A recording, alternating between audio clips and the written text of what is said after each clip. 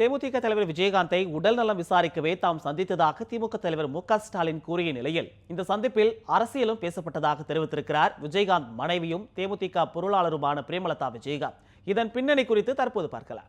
அதிமுக கூட்டணியில் இணைவதற்கே தேமுதிக பேச்சுவார்த்தை நடத்தி வருவதாக கூறப்பட்ட நிலையில் கடந்த 21ஆம் தேதி தமிழக காங்கிரஸ் கட்சியின் மூத்த தலைவர் திருநாவுக்கரசர் தேமுதிக தலைவர் விஜயகாந்தை சந்தித்தது தேமுதிகவை சுற்றி புதிய யூகங்களை வரவழைத்தது. அக்கட்சியை தங்கள் கூட்டணிக்குள் இழுப்பதற்காகவே விஜயகாந்தை திருநாவுக்கரசர் சந்தித்ததாக கூறப்பட்டது.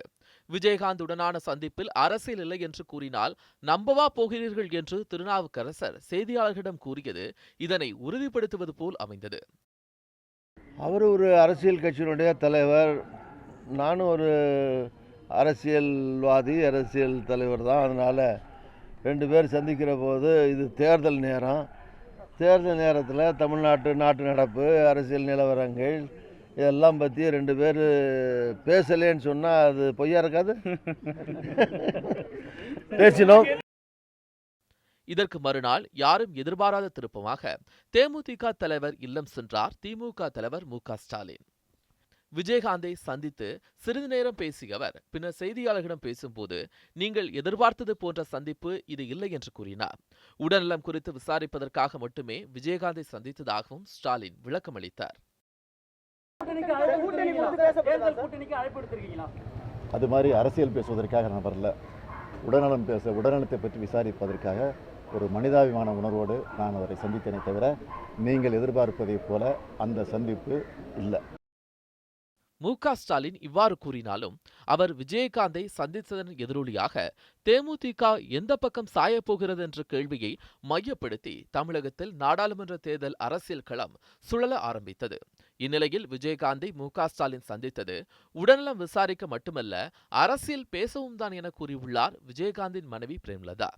தேமுதிக அலுவலகத்தில் செய்தியாளர்களை சந்தித்த அவர் திமுகவிற்கும் தேமுதிகவிற்கும் தனிப்பட்ட முறையில் எந்த பிரச்சனையும் இல்லை என்று கூறி அந்த கட்சியுடன் கூட்டணி வைக்கும் வாய்ப்புகளையும் தேமுதிக திறந்தே வைத்திருப்பதாக சூசகமாக தெரிவித்தார். எங்களுக்கும் திமுகவுக்கும் நீங்க பர்சனலா பாத்தீங்கன்னா பர்சனலா எதுவுமே கிடையாது.